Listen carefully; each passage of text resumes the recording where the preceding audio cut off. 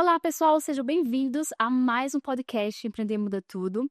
Hoje, um podcast muito especial, pois é, o 100º podcast, 100 vezes que a gente sentou aqui para falar sobre empreendedorismo, para falar sobre coisas que nos motivam, para falar também sobre desafios. E hoje, como sempre, um convidado muito especial. Hoje eu estou aqui com Hugo Montenegro, que tem uma história incrível e vai compartilhar com a gente. Ele que é construtor, tem uma construtora, que trabalha em conselhos de grandes construtoras aqui em João Pessoa, que agora também está trabalhando com a parte de mentoria e consultoria para profissionais de diversas áreas e vai trazer grandes insights para a gente aqui hoje. E é uma honra tê-lo aqui. Estava viajando, eu falei, Hugo, vamos gravar esse podcast. Eu espero voltar que a gente grava. Então seja muito bem-vindo, Hugo, ao nosso podcast. Muito obrigado. Me sinto extremamente honrado de estar aqui no 100º programa, né? 100º. É muita coisa. Parabéns pela, pela estrutura, pelo sistema que você estava me explicando aqui. Para mim é um privilégio e uma honra muito grande estar aqui no centro. Até falei, né? Eu acho que quem devia estar aqui era Ricardo Amorim, Bernardinho, né? Eu acho que você errou e depois a gente se arrependeu e falei, e agora, né? Mas tudo bem, estamos aqui e para a gente bater um papo descontraído, é um prazer estar aqui, falar um pouco da minha história e contribuir de alguma forma. Não, eu que fico muito feliz de você ter aceitado e eu não errei, tá? Eu acertei, inclusive, na escolha, porque você é um cara que já é consolidado no mercado, tem muita coisa, muita bagagem e com certeza vai trazer grandes insights e vai agregar a quem está assistindo o nosso podcast. E eu sempre gosto, Hugo, de falar aqui para os nossos convidados que a gente parte lá daquele dia zero, né? Da onde foi que nasceu a vontade de você trabalha na construção civil há muito tempo, empreendendo e também sendo intraempreendedor em alguns momentos, e eu queria saber como nasce o Hugo Montenegro de hoje? Assim, ó, eu quando fiz vestibular, na minha época vestibular, na verdade eu não tinha muita ideia do que eu queria, eu tinha muita facilidade com cálculo e tal, e fui me direcionando para engenharia de uma forma muito, mas nessa idade você não tem muitas certezas, né, você acha que tem, mas você não tem tanta certeza. E acabei fazendo engenharia civil, na Universidade Federal do Ceará, e por questões familiares, minha família foi morar em São Paulo e eu fui, acompanhei a família. Vocês eram de Fortaleza. Fortaleza, exatamente. Aí e me formei lá.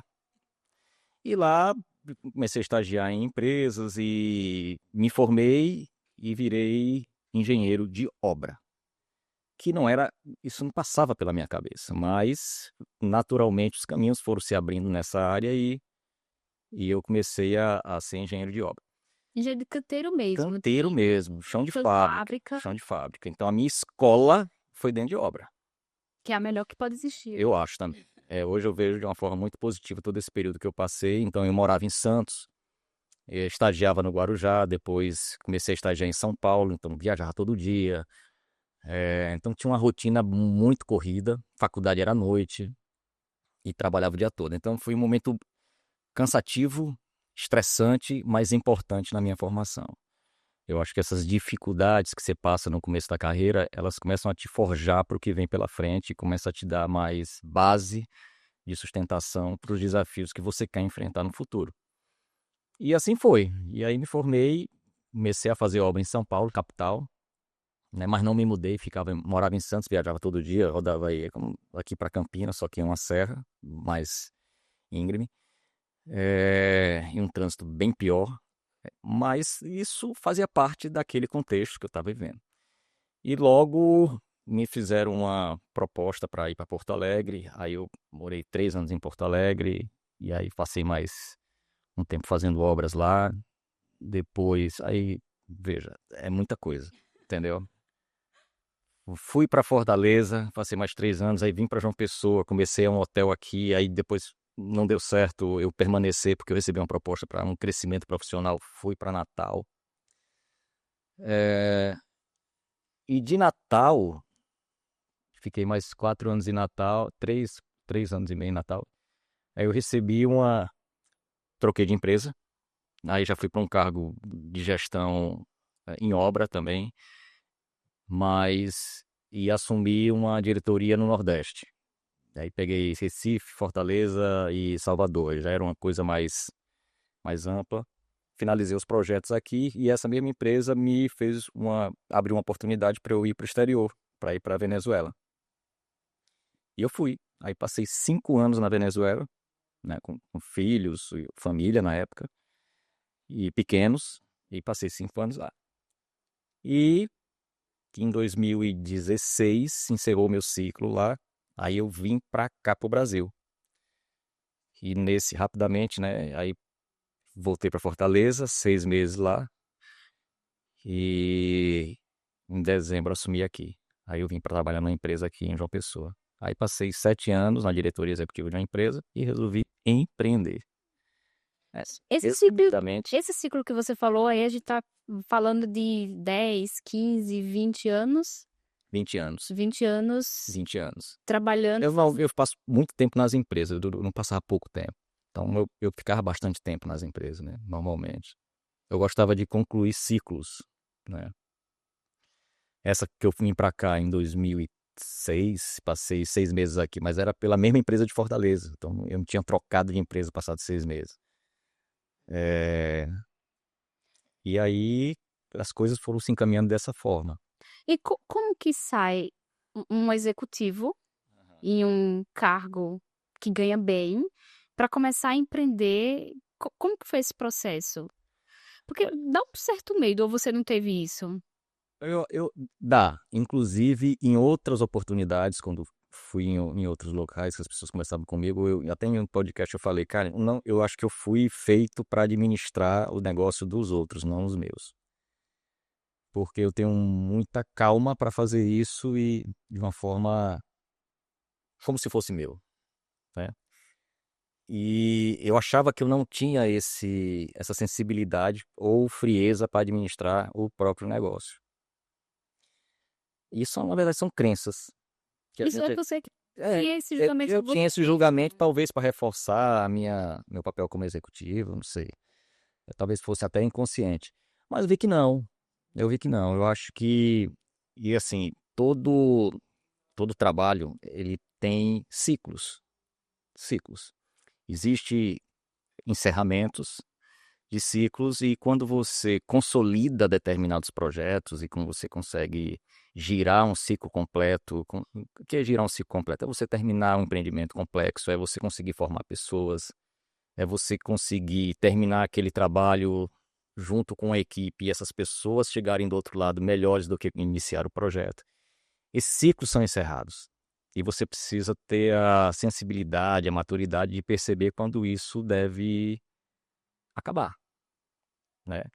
E quando você não tem essa sensibilidade, fatores externos faz com que você tenha esses rompimentos, essas disrupções, né? E eu enxergava também oportunidades Estando como executivo. já como executivo, já no último ano, que 5 anos é o tempo médio que um executivo deve passar na empresa. Eu estava com 7, já estava um pouco cansado, estressado daquela conjuntura. E isso faz parte. E comecei a ver outras possibilidades, outras oportunidades. Mas não é fácil. É um passo ao desconhecido, é um passo aí. Mas aí também eu já tinha uma capacitação nessa área muito forte. Eu sempre gostei muito de gestão. Eu nasci em obra, mas eu sempre tive, desde o começo, que eu estava em obra, da minha primeira obra, sabia a parte técnica, gostava, fazia, mas uma coisa me atraía para o outro lado. Falei, cara, pô, esses caras venderam tudo isso mesmo? Não venderam? Como é que vendeu? Como é que o cara imagina o preço disso? Como é que isso compõe o negócio? Então sempre tive curiosidade pelo negócio. E aí descobri que a construção era uma parte do negócio apenas. E às vezes uma parte menor. Sim. Tinha todo um outro contexto. Eu falei, com isso, eu não sei nada disso. Então, aí eu comecei a estudar e fiz um MBA em gestão. Aí, pô, abriu o mundo para mim. Eu falei, pô, quero estudar mais isso. Aí depois fiz marketing. Aí abriu mais ainda a minha cabeça. Aí comecei a gostar mais ainda disso aí.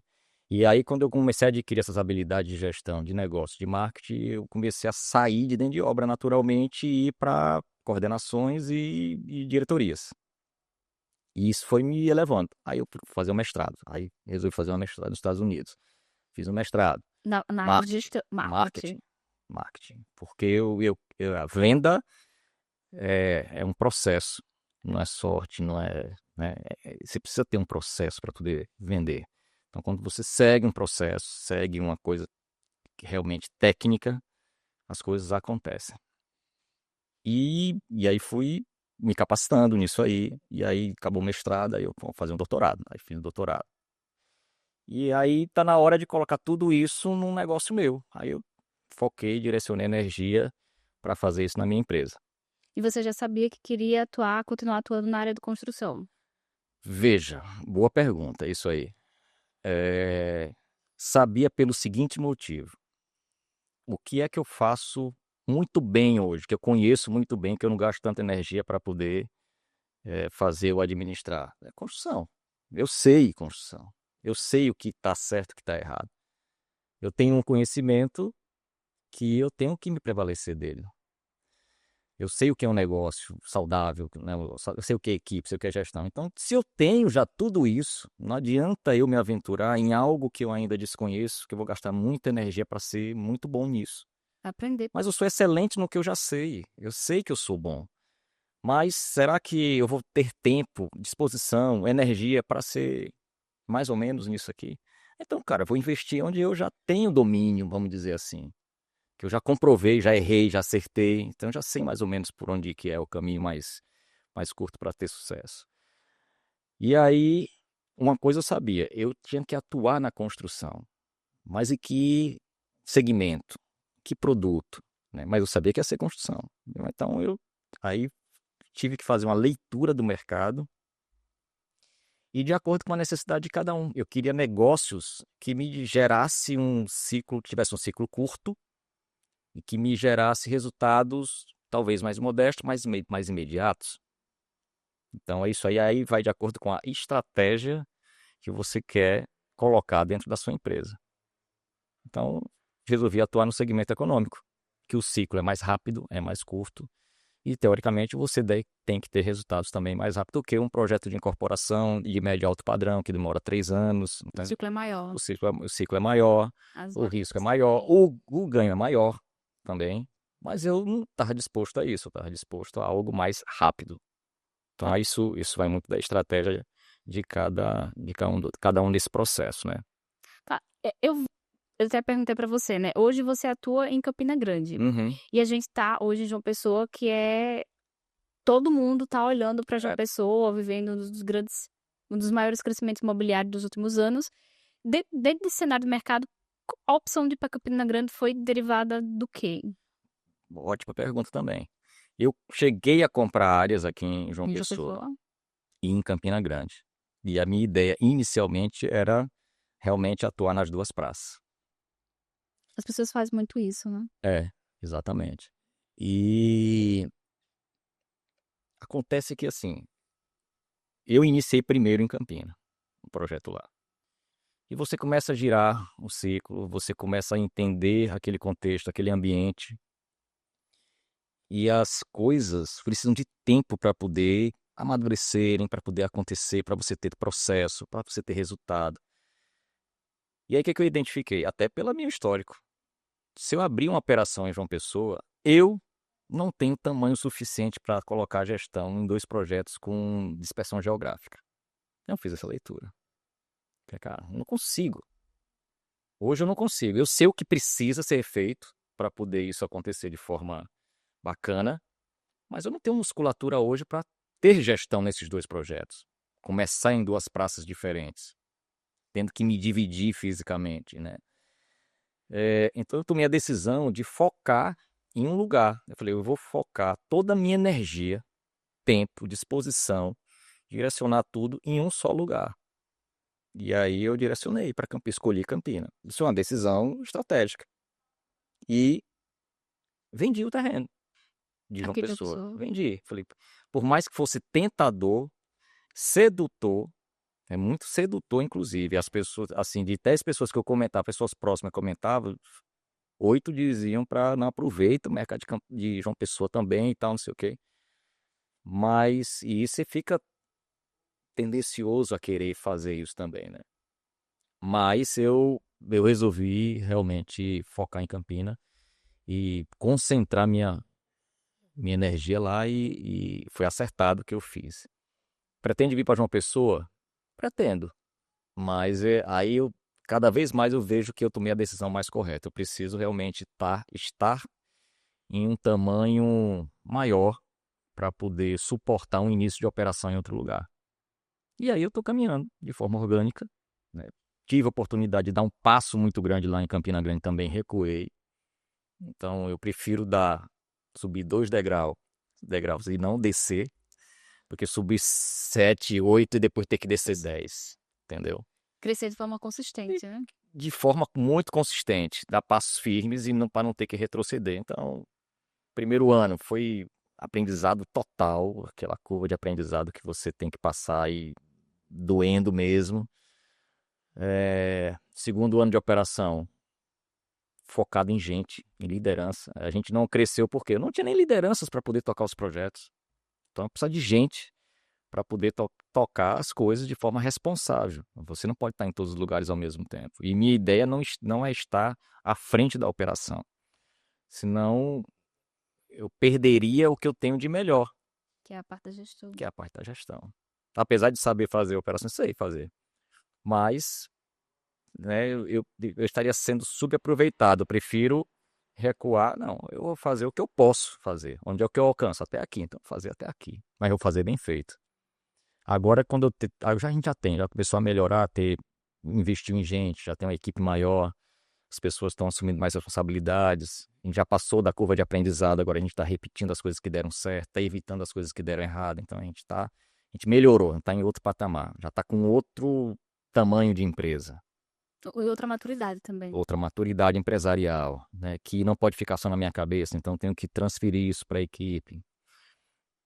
Então, a gente está muito. Eu falo a gente porque eu tenho um sócio, na verdade, né? Que é meu irmão e sócio. Ele era de Fortaleza, também trabalhava na construção civil lá, em obra, também sempre foi engenheiro de obra, só que de altíssimo padrão lá. Ele passou umas férias aqui, viu o ambiente, gostou. Ele, cara, quer um sócio? Quero. Eu vou ter que ter um sócio. Eu quero ter um sócio. Se quero ter um sócio, venha pra cá. Quero e veio, tá lá, tá feliz da vida, tá fazendo ele, toca a parte. A gente separou a parte técnica, tá totalmente na responsabilidade dele e, faz acontecer. E eu saí dessa parte mais técnica e estou na parte financeira, produto, projeto. Aí a gente dividiu assim. Qual foi os principais desafios ou diferença do Hugo executivo, que tem suas responsabilidades, mas acredito que é bem diferente do Hugo empreendedor, que você mais você falou, percebeu como diferenciais dessas duas funções, vou colocar como funções. Veja, uma coisa muito difícil é você ter a disciplina, de gerir algo que não tem ninguém olhando acima de você. Imagino. Vamos lá, você está como executivo de uma empresa, você deve contas a um conselho, você deve contas aos donos, você precisa se reunir para poder apresentar resultado e tal. E quando é só você, que você não tem ninguém lhe cobrando isso, digamos assim, de forma formal. Formalmente eu não tenho uma reunião do conselho na minha empresa, sou eu. Então, você ter essa disciplina de fazer as coisas com excelência, com prazo, com rapidez, mas sem pressa, e ainda extrair resultado disso aí, é difícil. É difícil. Vou dar um exemplo aqui. Disciplina para quem não precisa é muito difícil. Neymar. Como é que Neymar vai encontrar disciplina para ficar em forma? É muito difícil para ele. É muito sedutor outras coisas. Ele não tem mais motivação financeira. Não existe mais motivação financeira de realização. É muito difícil para caras como esse. Caras excepcionais como Cristiano Ronaldo. É uma mentalidade diferente. É uma mentalidade diferente. Então, um cara que fica no auge durante muitos anos, que ele faz a própria gestão do profissionalismo dele, isso é muito difícil. É muito complicado. Então, meu desafio hoje é esse: é você realmente manter a disciplina não entrar no operacional, mas não sair totalmente, né? É, nose in, hands off, né? Você tem que estar ali cheirando o negócio, mas não pode colocar a mão, deixa as coisas têm que acontecer.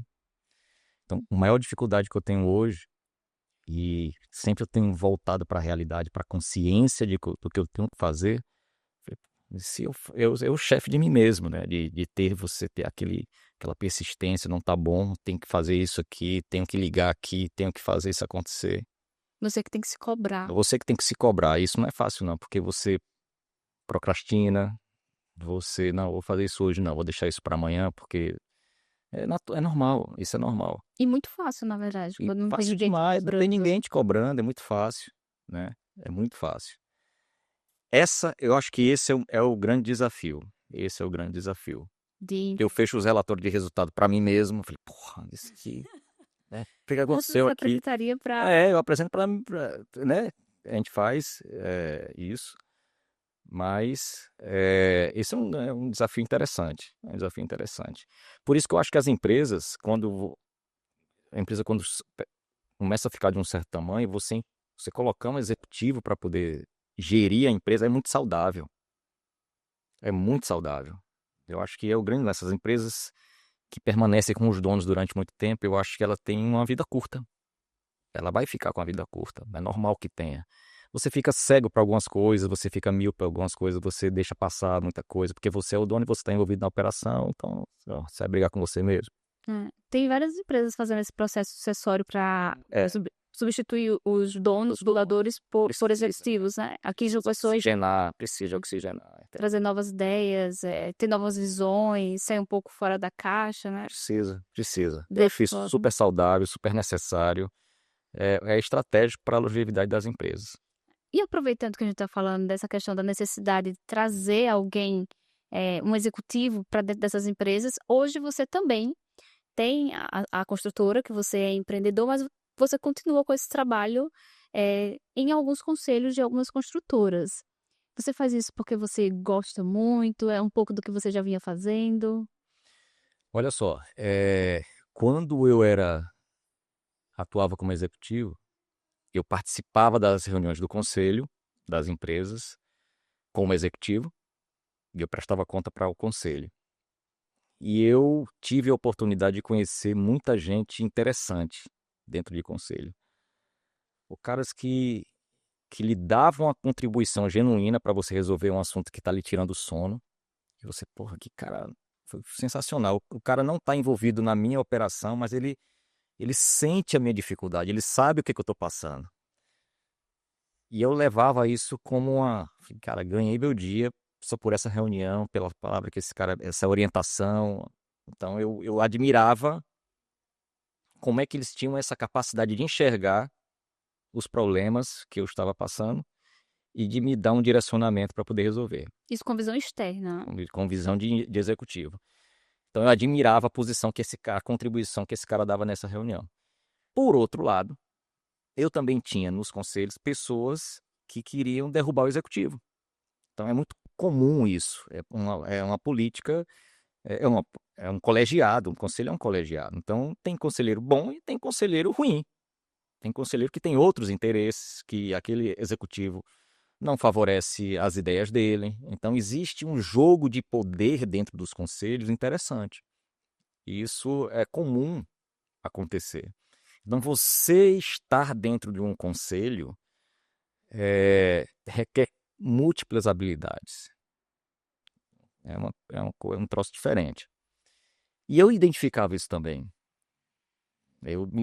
Porra, eu não quero ser esse. Eu tenho que ter cuidado com esse conselho. Eu tenho que ter cuidado com isso aqui. Eu tenho que ter cuidado com aquilo e tal. Entendeu?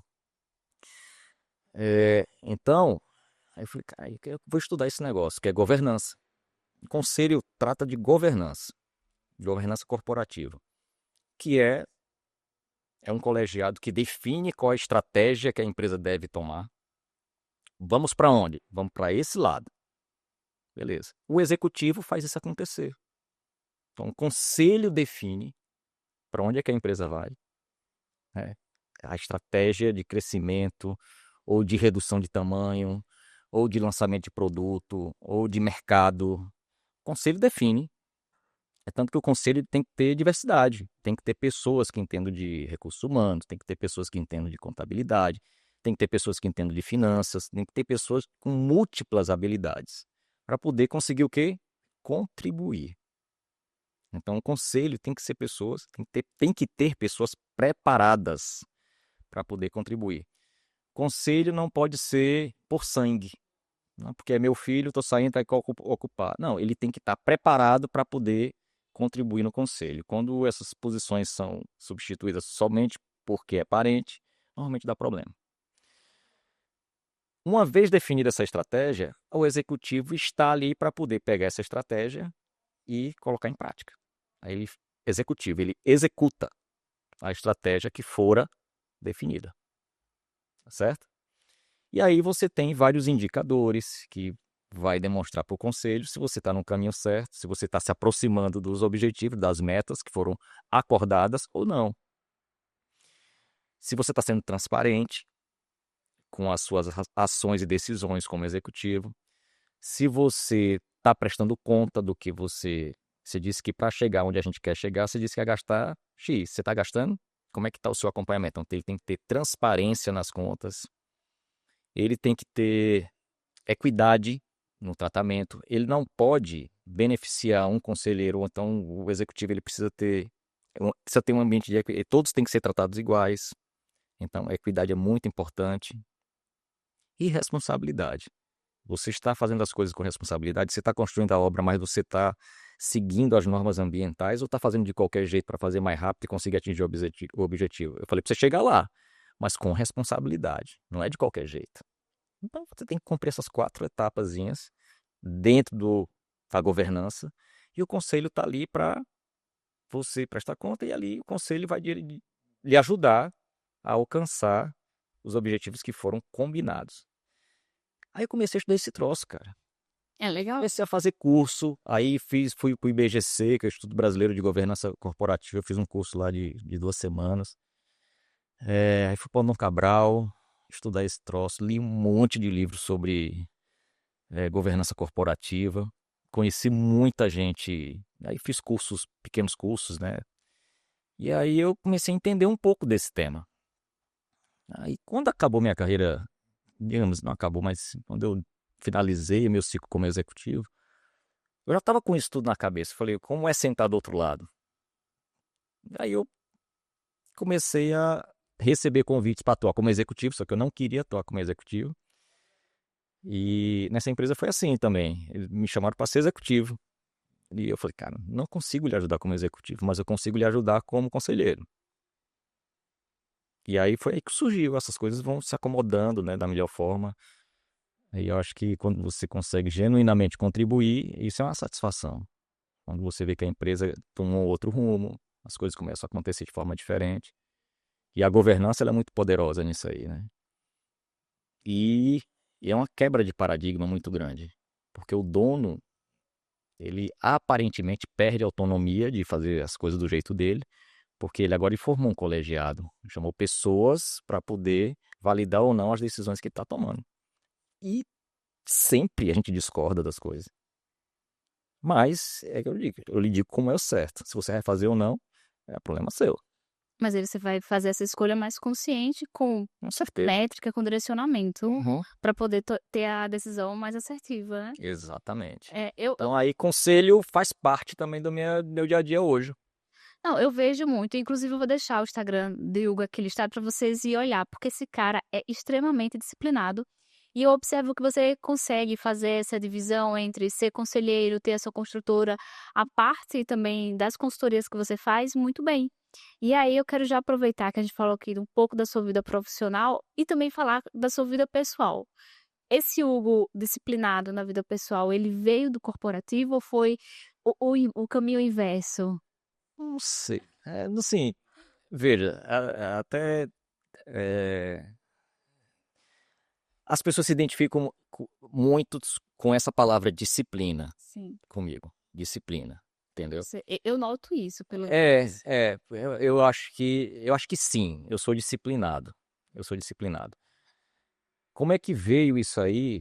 É, eu desconfio, eu tenho uma desconfiança. Desde quando eu era criança, pequenininho mesmo, assim, 5 anos, 6 anos, 7 anos na escola e tal, minha família sempre esteve envolvida com esporte. Meus pais, minha mãe, até hoje, né? Inclusive, sábado agora a gente vai fazer uma corrida. Minha mãe, meu De pai, toda a família? família. Que É. legal. Então a gente sempre teve envolvido com esporte. Futebol, vôlei, tudo, tudo, natação, tudo. Tudo que é esporte, eu tenho 2 irmãos, tudo a gente estava metido, entendeu? E na adolescência eu jogava muito futebol. Eu queria ser jogador de futebol, né, profissional e tal. Então aí 15, 16, 17 anos, auge físico, né? Então eu jogava futebol de salão e aí disputava e torneio e viajava, treinava. Então acho que o treino sempre teve presente no meu dia a dia. Treino teve presente no meu, treinar está presente no meu dia a dia. Então tinha horário para poder treinar, tinha horário para fazer as coisas, tinha horário para comer, porque você não pode comer em cima da hora, senão tinha hora para comer agora depois do treino e tal. Então sempre essas coisas fizeram parte do meu dia de forma muito natural. Quando eu faculdade, me formei e tal, e eu ia viajar e morei, eu fiz as contas do dia, eu acho que eu me mudei 23 vezes. Nossa. É, em acho que 15 cidades. Me mudei várias vezes dentro da mesma cidade, mas me mudei muitas vezes. Mas sempre onde eu estava, eu não me lembro de estar parado. Sempre fazia alguma coisa. Eu não gosto de correr. Eu vou revelar aqui. Só me ver correndo e tal. Eu corro quando é o jeito. Não tem outra coisa para fazer. Eu vou correr. Porque eu não fico parado. Então, isso faz parte da minha natureza. Aí, essa pergunta que você fez da disciplina, você devia ter combinado antes comigo essa pergunta, que eu ia conseguir buscar mais rápido a resposta. Mas eu gosto Mas de eu acho que é perguntas. isso, cara. Eu acho que vem dos meus pais me colocarem sempre envolvido em esporte, em competição, na escola e fora da escola, jogar em time e disputava estadual e tal. Então eu acho que essa rotina de viagem, treino e tal, não sei o quê, e dormir, se recuperar e tal, eu acho que a disciplina vem. E aí isso me deu muitos frutos. Porque você fica extremamente sociável, as pessoas começam a lhe conhecer mais, você abre portas para você ir treinar em outros lugares, aí você conhece pessoas diferentes. E aí isso eu vi que o esporte era uma coisa que abria muitas portas para mim. E portas boas, né? Portas boas. Então, quando você vai pela linha do esporte, você sai de caminhos ruins, né? Não sabe, droga não tinha na minha. Assim, tinha, mas eu não. O que eu fazia, o meu ambiente era outro, era de esportivo, né? Hum, Meio que blinda você de muita coisa, Você né? acaba cansando, o esporte lhe cansa, você tem que se recuperar e você não vai para outros lugares, né? Você vai para o lado do esporte, né? Então isso me trazia muito bem-estar. E como isso me trazia muito bem-estar, me abria portas e tal, eu falei, porra, toda vida que eu faço isso de forma constante, funciona na minha vida. Aí, pô, se funciona com esporte, funciona com leitura, funciona com estudar, funciona com. Com O que tudo. você quer realizar, se você for constante. Eu estava contando a história dos vídeos aqui, né? Aham. Pronto, isso veio daí. Os vídeos foi isso aí também, entendeu? Hugo, aproveitando que a gente tá falando sobre disciplina, eu vejo ali todos os dias você posta um pouco da sua rotina Aham. e eu noto que você é muito focado também no autodesenvolvimento. Eu, pelo menos é a percepção que eu tenho, é que você tá sempre ali, tipo, estudando, lendo. E como que é a sua rotina do autodesenvolvimento, os seus momentos? Se você puder contar um pouquinho de como é dividido o seu dia. Pra dar conta de tudo isso, né? Não, assim, as pessoas às vezes, talvez é porque olha as redes sociais e passa uma percepção que eu passo horas estudando e tal, e pesquisando e vendo livro e tal. Isso aqui não é assim, cara. Não é mesmo, entendeu? É, eu tenho, eu venho ao longo dos anos acordando cada vez mais cedo e dormindo cada vez mais cedo. Então isso e eu comecei a enxergar benefícios muito interessantes nesse hábito. Acordar cedo para mim não é um sacrifício. Eu não acordo cansado, porque eu consigo dormir muito bem. Então eu durmo muito bem. Então eu acordo bem também, né? Aí você acorda mais ou menos Eu acordo 4h40, 4h45, 5 horas. domingos, sábados, todos os dias. Não, assim, eu tento nos finais de semana dormir mais tarde, para eu acordar um pouco mais tarde, para eu entender que aquilo é um final de semana, não é um dia da semana. Então eu faço isso de forma consciente mesmo, eu fico tentando ficar mais tarde. Às vezes tem algum compromisso social no final de semana, ou às vezes eu fico em casa mesmo assistindo alguma coisa, um filme e tal, para poder dormir mais tarde e me forçar a acordar mais tarde também.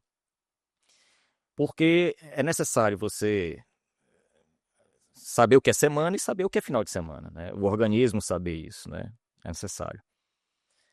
Então, assim, aí eu acordo e eu gosto muito eu estou praticando meditação há alguns anos, isso me traz um benefício também, esse é muito pessoal, inclusive. Tem gente que gosta de fazer orações, de ser grato, de agradecer. Eu chamo de meditação porque é tudo junto, eu faço tudo junto. Mas tá errado. Bicho, então tá errado. Então, tudo bem, mas tá errado é assim Mas tá funcionando que também. não sei se tá funcionando, mas que eu me sinto bem fazendo isso. Certo? Se eu disse a pessoa, faça assim, do jeito que eu tô fazendo, tá, não sei o que, a pessoa, "Peixe, não aconteceu nada. Aí eu falei, tá bom, mas pra mim faz bem, né? Eu gosto de ler nesse período da manhã, e tomar café. Eu gosto de fazer café. Eu vejo seus cafés todos Eu os gosto de dias. fazer café. Isso é um ritual pra mim. Eu tô acordando junto com o café fazendo, eu tô acordando também. Então as ideias estão mais claras na minha cabeça. Tá numa mentoria hoje pela manhã e comentei até sobre isso. Está mais claro sobre as soluções para mim estão mais nítidas pela manhã. Tá tudo no silêncio. E talvez também, como eu moro com meus filhos, eu gosto de fazer café da manhã deles, que eu aproveito esse momento do café da manhã para estar junto, Sim. né? Que hoje tem muita tela, muito celular, tá, não sei o quê. Quando chega cada um, fica no seu mundo. Eu acho que as refeições é um ponto de encontro. Então eu gosto das refeições. Eu gosto de fazer café da manhã. Eu faço os cafés da manhã lá em casa todos os dias. E não acho ruim, eu acho bom. Para mim é legal fazer isso. E depois que eu tenho essa rotinazinha de café e tal, de leitura, aí leio pouco. Eu leio pouco, mas leio todo dia. Todos os dias eu leio. De manhã e de noite. Então, todos os dias. Então, o livro acaba rápido para mim. Você lê pouco Eu não quando? leio eu leio pouco, 20 minutos, 15 De minutos, manhã e à tarde. de manhã e à noite. Eu leio pouco. De noite me dá sono logo. Aí eu vou dormir. Então, eu leio pouco. Série. As pessoas falam, "Tá, assiste série tal que é fantástico." Eu falei, vou assistir.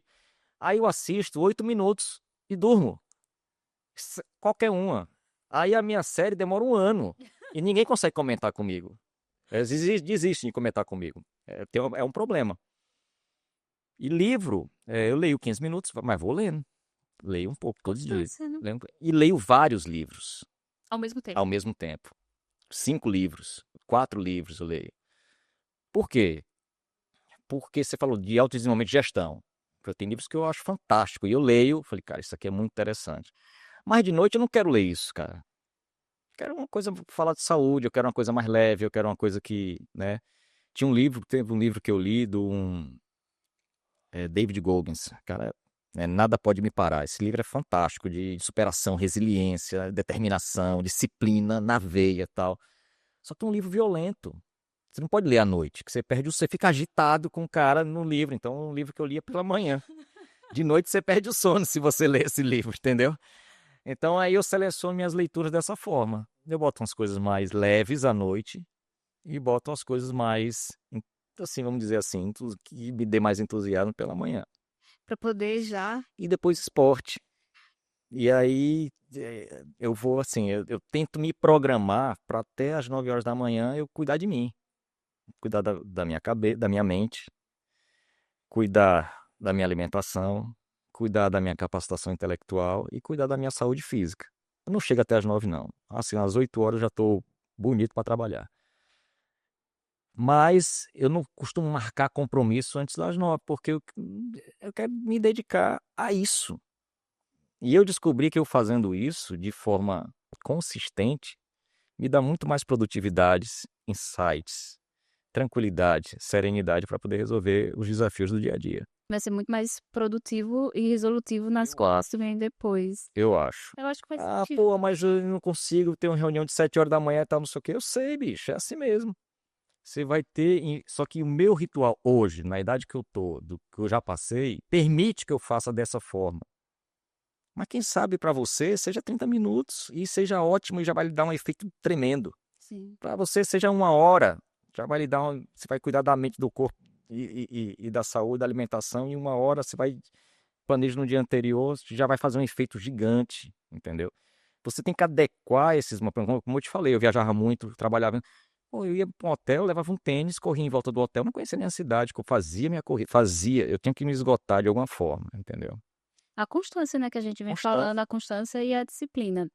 E falando constância e disciplina na sua rotina, uma das coisas que eu observei em você e que eu tenho muito em mim é me desafiar. Eu gosto de me desafiar, eu gosto de coisas que parecem impossíveis eu ir lá e fazer, porque parece que isso desbloqueia várias coisas na sua mente e oxigena também. Sim, E recentemente eu vi um desafio que você fez de sair de uma zona muito confortável que a gente estava conversando aqui e ir ter uma experiência de intercâmbio. sim. É um cara que já sabe muito, já está consolidado, enfim.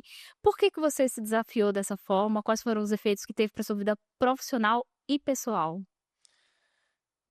Olha, e eu você falou que eu tô atuando também em mentoria e tal, Sim, não sei o sim, quê. mentoria, Começou daí. atendimento. É o Das seguinte, mentorias? das mentorias. Só retrocedendo um pouquinho, mas não deixa eu perder, esquecer do que você Não. perguntou. Eu trabalhei em grandes empresas, sempre tive equipes grandes. E o que eu falava, e o que eu treinava, e o que eu transmitia para as pessoas era absorvido pela minha equipe, que tinha 7, 8 pessoas. Essas pessoas passavam para as equipes de baixo, que passavam, que então a minha palavra, a minha maneira de gerir, de alguma maneira era Ramificada. exato, atingia a base e tal. Então a empresa tinha mais ou menos sua cara e tal, não sei o quê. A minha empresa é muito pequena. Eu tenho conversas com a minha empresa sobre gestão, sobre essas coisas e tal, não sei o quê. E falo para poucas pessoas. E foi aí que eu comecei a falar no digital. Aí eu falei, cara, vou falar para mais gente. Aí comecei a falar para mais gente, certo? E aí começou a surgir mentorias. Começou a aparecer e tal, aluno aqui, aluno ali e tal, não sei o quê. Comecei a conversar, comecei e tal. E sempre passei isso que a gente tá conversando, sempre falava, dizia e tal. Aí uma hora eu parei assim, pensar, falei, pô, tudo que eu mando eles fazerem, eu já passei e errei, principalmente dos meus erros. Falei, não vai por aí que eu já fiz, deu errado, né? Aprenda com o meu, não com o seu, que é mais barato, E aprender com o meu. em curtos caminhos. Curtos caminhos. Exatamente. Aí eu parei pra pensar o seguinte, cara, tá muito fácil pra mim agora, sentado aqui, legal, o pessoal lá ralando, tentando encaixar o conhecimento que eu tenho na rotina deles para poder crescerem, se desenvolverem, progredirem. E aí eu me autodesafiei e falei, cara, eu preciso passar pelo perrengue de novo, pela dificuldade de novo. Eu preciso fazer algo que hoje me proporcione um desafio. E eu encontrei em você passar um período fora, 45 dias fora, que é um período que dá para você estabelecer uma nova rotina. Sim. É um período que muda completamente o que todo esse ritual que eu tava fazendo aí, que você perguntou, que eu gosto de fazer, que eu amo fazer todo dia e tal, não sei o quê. Vai interromper. Eu não vou ter um monte de coisa. Vou estar numa língua diferente, que eu não vou estar confortável em falar. E o principal, eu não fui para hotel. Eu fiquei numa residência estudantil, um lugar pequeno, de 9 metros quadrados, com a cama, um guarda-roupa, uma mesa de meio metro e um banheiro minúsculo. Longe de todo o seu conforto. Zero conforto. Zero conforto. Zero conforto, assim. Uma cozinha comunitária. Pronto, era esse meu conforto, era a cozinha comunitária. Tinha uma cozinha, pelo menos, né? De você guardar coisa, lanche, tá? Aí eu tive que ir no supermercado, né? Ter um lugar para eu comprar as coisas, farmácia, ter um lugar para eu... E aí eu saí totalmente da minha rotina. Então, teve o significado de melhorar o inglês e tal? Teve. Beleza, isso foi ótimo, maravilhoso e sur- consegui o que eu queria em relação a idioma, beleza. Em relação agora eu acho que o principal ganho foi em relação à rotina. Porque eu vim. No dia que eu viajei, eu ainda joguei tênis, ainda fui pra academia, ainda fiz as minhas coisas e tal, não sei o quê. Então eu vim com minha rotina, daí no outro dia, stop. Parou, total. Não tinha mais Marco nada. zero, como vai Zero. ser daqui? Zero, zero, zero. Não tem. Aí você sente falta de ciclismo, sente falta de pedal, sente falta do café, sente falta pô, no dia, as coisas básicas do dia a dia já não tinha mais. Mudou completamente. O clima é diferente, o idioma é diferente. Chovendo muito, eu vi. Eu peguei uma semana de inverno, é, e foi doída essa semana de inverno. Mas sobrevivi. E programei 13 treinos lá, correndo. Que eu não gosto de fazer. Que eu acho um saco correr, cara. Mas, né? O que eu não podia levar bicicleta? Não dava pra levar bicicleta. Né? Não dava pra jogar tênis. Né? Que nem ficar levando um monte de coisa. Minha prioridade era outra coisa. Então eu saí completamente. Então, isso é uma dica que eu vou dar. Pronto. Primeiro insight bacana aqui, que eu acho que eu vou aproveitar para. Se provoque você mesmo sair do seu conforto. Tente ficar confortável no desconforto. Se você conscientemente conseguir fazer isso, você vai dar um salto muito grande na sua carreira, certo? Se você não fizer isso, continuar a vida, continuar ali, continuar fazendo e tal, não sei o que, não sei o que. E você não fizer esse movimento de dentro para fora, o exterior, o externo faz isso com você. Te joga numa zona de desconforto que você não está esperando, e aí é mais dolorido, é mais caro, é mais sofrido, é mais tudo. Eu sofri? Sofri. Foi difícil? Foi difícil. A primeira semana, frio, foi. Cara, olha, eu corria, não tinha uma gota de suor. Não fui, pô, horrível, sabe? Morrendo de frio e tal, não sei o quê. Mas isso te molda, te forja, entendeu? Então provoquem o desconforto, conscientemente, seja o que for. Ah, tem gente que nunca correu. Para caminhar, isso já é um desconforto, entendeu? Provoque isso. Isso é importante. E isso gera um efeito que é extraordinário, né? Eu fiz intercâmbios Eu de vi, acompanhei também. vi você e também muito com esse objetivo de eu lido muito bem com desconforto na vida como geral. Eu sempre falo aqui com o pessoal do escritório que alguma coisa para me abalar tem que ser uma coisa muito fora, assim, do contexto que eu já meio que tô acostumada. Mas eu queria ir para o intercâmbio, porque eu acredito que quando você, a mesma coisa, você se desafia a viver novas experiências em um novo lugar, várias coisas acontecem no seu cérebro que potencializam os seus resultados, né, na vida Sem dúvida. profissional, pessoal. Você cria novas sinapses, são conexões dos neurônios. Por exemplo, até, você veja lá, até o que deu errado deu certo para mim. Isso é impressionante, assim. Quando você vai com a cabeça direcionada para fazer um troço e a coisa, até as coisas que não saem do jeito que você planejou, é, porra, dava certo, entendeu? E aí você conseguia soluções naquele momento diferentes que você não estava prevendo. Então, isso tudo são possibilidades que vão surgindo.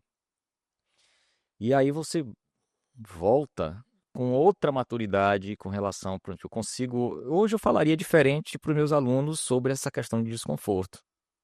Sai da zona de conforto e tal, não sei o quê, pra cá. Você vai ter que sair da zona de conforto. Senão vão sair com você. É questão de tempo. Acredite. E aí você pode falar É com diferente. propriedade, né. Com total. Então faça você o movimento. Não deixe fazerem isso com você. Entendeu? E aí entra no contexto de cada um, de negócio e tal, que precisa estar atento, né, a esses movimentos. Hugo, indo Ah, aqui para o final do nosso podcast, eu sempre faço algumas perguntas para resumir um pouco do que a gente fez e trazer alguns insights, né. Eu perguntei para você qual tinha sido um dos principais desafios nessa transição do executivo para o empreendedor, mas também tem as coisas boas. E aí eu queria saber qual foi, uma coisa específica ou um momento que você viveu nessa transição e que validou todo o esforço que você fez em sair do executivo, em começar a empreender, que você poderia compartilhar com a gente? olha, assim, é, Eu acho que quando. Eu acho que nada você consegue realizar sem uma equipe. Então, por mais que você, no caso eu, tenha liderado esse processo desde o início, de estar à frente, estar acreditando que esse projeto vai ser desse jeito e tal, não sei o quê. Você lidera isso inicialmente e as pessoas acabam sonhando o seu sonho. Acaba acreditando que você está dizendo vai dar certo, entendeu? Isso lhe dá um frio na barriga muito grande e também uma satisfação muito, muito grande, né? Dá uma responsabilidade. Falei, pô, tem um monte de família agora dependendo de mim, do que eu sonhei, do que eu disse que ia acontecer. Isso agora vai ter que acontecer agora, né? Isso vai acontecer. É, e talvez eu ache uma coisa que eu acho legal, bacana e que me deixa envadecido, inclusive, é das pessoas estarem engajadas nessa missão, nessa filosofia, ou nessa forma de atuar, de agir, que eu disse que dá certo. Quando eu acredito na sua palavra, eu falei, pô, que legal, isso aí pode fazer sentido, entendeu? Não, eu super entendo, porque quando eu vejo todo mundo falando aqui, todo mundo navegando e acreditando em mim, eu falei, caraca, eles acreditam, então não tem opção de desistir, eu tenho que fazer esse negócio acontecer. É, exatamente. E assim, eu acredito, a liderança é muito importante nesse processo todo, né? Você ser o exemplo, eu acho que é o que realmente causa impacto. Eu lembro que o terreno que eu comprei em Campina, eu tava lá medindo, tava meu filho, tava meu pai, um dia a gente foi pra Campina, eu preciso medir lá os pontos que a gente vai fazer sondagem. Eu tenho fotos disso aí, inclusive, hoje. A gente medindo o terreno no mato. Aí eu comecei a fazer, pô, há 2 meses atrás eu tava atrás de uma mesa super chique e tal, não sei o quê, e dando entrevista na televisão e tal. E agora eu tô medindo aqui pra fazer essa sondagem. Eu falei, que esse é o meu sonho. E até quando me chamaram pra ser executivo, eu falei, cara, você não me leve a mal, mas eu hoje, eu tô curtindo ser o almoxarife da minha obra. Eu tô preferindo ser o almoxarife, o estagiário, o engenheiro da minha obra do que ser o executivo da sua. Não que a sua não seja boa, é porque a minha energia tá pra outra coisa. Não tá pra cá, tá pra cá, entendeu? Então eu acho que isso é legal. Eu acho isso legal, entendeu? Eu tinha que tirar a roupa de executivo e colocar a de empreendedor, né? Sonhar um sonho e fazer acontecer e ter competência para fazer acontecer. Eu acho que esse é o grande lance. Isso foi, eu achei bacana, eu achei legal, entendeu? Legal. Eu acho que eu virei essa chave rápido. Eu acho que isso fez sentido para mim. Que bom. Compartilhe do seu sentimento. Eu sei que você já indicou um livro, mas se você pudesse indicar mais 2 livros para quem é empreendedor, que está na jornada, quais livros você indicaria? Cara, eu vou te falar, viu? Existem livros que é, existem livros melhores do que o que eu vou falar aqui agora, mais direcionado em empreendedorismo e tal. Mas tem livros que mudam de forma definitiva a sua maneira de pensar. Então, eu falei aqui no começo até do Bernardinho e tal. Eu li um livro dele que encaixou com a minha história de vida, na realidade. Porque vem do esporte, tal, da disciplina, de treino e tal. Então, o livro dele trata de resultado e diz para com você atingir esse resultado, que é transformando suor em ouro, eu acho o nome do livro dele. Você precisa ser consistente, você precisa treinar, que aí as coisas acontecem. É um processo. Você precisa acreditar mais no processo do que no resultado final. Se você acreditar, fizer o processo, o resultado é consequência, certo? É, por exemplo, você vai participar de uma prova de corrida que você gosta de correr. Você vencer essa prova depende de você, não depende? Sim. Mas não somente de você. Pode ser que tenha uma pessoa mais bem preparada do que você. Pode ser que tenha outras pessoas, aliás, melhores do que você, que tenha mais capacidade física. E você pode ganhar. Você pode chegar em segundo, você pode chegar em terceiro, pode chegar em quarto. Então, é uma coisa que o resultado final depende de você até certo ponto. Depende de outras variáveis também. Mas a preparação para a prova só depende de você. Depende de quem chegar mais cedo, de você. Depende de quem treinar mais, de você. Depende de quem dormir bem, de você. Depende de quem se adequar a um ambiente, treinar na chuva, treinar no sol, de você. Então o processo só depende de você. E pode ser que você, na prova, ganhe. Então o processo bem feito, a disciplina, a constância, lhe dá uma credencial para você participar da possibilidade de ganhar. Não quer dizer que você vai ganhar. Aí a pessoa pergunta, Hugo, quer dizer que se acordar cedo, fizer café, meditar e tal, não sei o que, eu vou ter sucesso? Rapaz, não. Não é isso não. Mas pode ser que você, estabelecendo uma rotina que lhe faça bem, que lhe faça refletir sobre algumas questões, que você tenha capacitação intelectual, que você estude, que você tal, você esteja credenciado. Porque se você não treinar, se você não chegar cedo, se você não fizer essas coisas, é como se você fosse para um jogo que ficasse na arquibancada. Você não vai jogar. Não tem chance nenhuma. Nenhuma, zero. Você vai para um jogo, você está na arquibancada. Agora, se você está ali no processo, treinando, se você vai para o campo de guerra, você pode ganhar, você pode perder, mas você está ali. Você tem condições de enfrentar. Você vai ter alguma chance, né? Pois é, e vai ter alguma chance. Então esse livro ensina isso. Esse livro ensina isso. Então, se você tiver consistência e tal, né? Hoje eu não estou com vontade, você vai. Hoje eu estou com vontade, melhor ainda. Beleza, hoje não estou, vai também. Também. Tá. Não tem a opção de não ir. E essa constância dá um resultado. Se você lê uma página de um livro, de 300 páginas todo dia, cara, em um mês você leu 30 páginas. Você já leu, coisa pra cacete. Se você lê um livro que tem 60 páginas, você lê 3 livros no ano, já é mais do que a média da população brasileira. Se você lê uma página todo dia. Então, assim, a consistência, cara, tem um impacto maior do que as pessoas, porque a gente não enxerga isso, a gente tem dificuldade de projetar isso no futuro. É porque a gente quer muitos resultados Imediatos, né? Ninguém A gente consegue. está programado para isso, para resultados imediatos. Então, esse livro que você perguntou, para empreendedor, para mim faz muito sentido. Segundo livro. Outro livro 2 livros eu falei. Foi um, qual que é o outro? de empreendedorismo também, Não precisa de empreendedor, um livro. olha só, eu li agora um livro que, para mim, você sabe que eu leio o livro, você não sabe, mas eu vou lhe dizer. Você não perguntou, mas eu vou lhe responder. Eu leio mais de uma vez um livro. Você me disse que lê vários livros. Você lê mais de uma vez? Não, eu leio o livro, eu repito o livro. Por quê? Porque esse livro fez sentido para mim numa determinada fase da minha vida. E eu achei fantástica a mensagem dele. Beleza. Mas quando eu leio esse mesmo livro hoje, eu consigo enxergar coisas diferentes que eu não enxerguei aqui, que eu não estava preparado para absorver essa informação. Entendeu? Uhum. Então, eu repito livros, na realidade. Eu volto a ler alguns livros que, cara, eu li esse livro há um ano. Isso aconteceu com um livro que eu li de 21 lições para o século XXI. Yuval Noah Harari, um filósofo israelense, jovem. Esse livro eu li 2 vezes. E ele, há 5 anos atrás, 8 anos, 7 anos atrás, eu li. Não fez muito sentido algumas coisas. Hoje, muita coisa faz sentido. Enfim.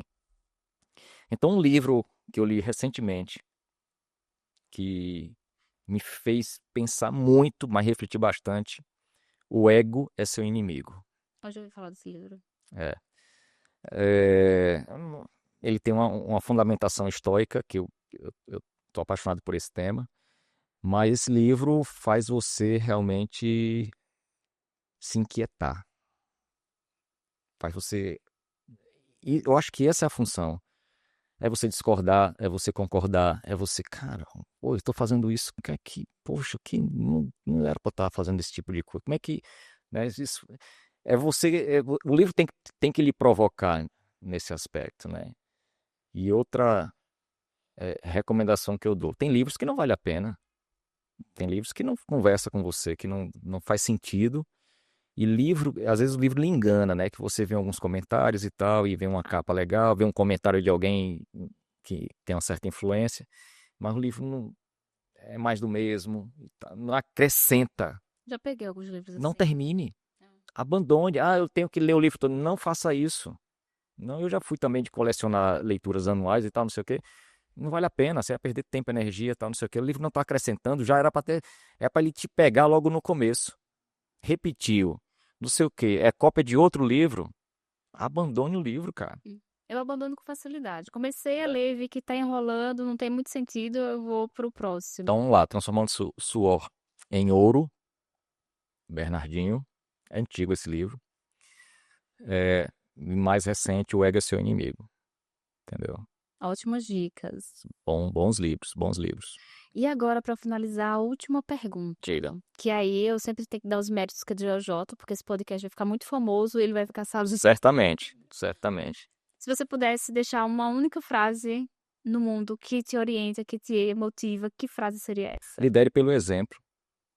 Acho que até quem tem filho, que quebra muita cabeça com filho, eu acho que isso é uma excelente estratégia. E isso é para tudo, para filho, para pais, para equipe. Lidere pelo exemplo. Seja o que você está cobrando que a pessoa, o comportamento que você quer que ela tenha, se comporte igual. Basta fazer isso. Não precisa você ficar fazendo reunião todo dia, não precisa você ficar enchendo o saco de todo mundo todo dia. Faça. Faça. Então não seja aquele médico de capaz não fume não e você tá ali com um cigarro na mesa. Entendeu? Não beba não e você bebe. Então isso cria uma dissonância cognitiva muito grande na cabeça das pessoas, principalmente no meio corporativo. Quando você vê líderes pedindo para você fazer algo que ele não faz. Entendeu?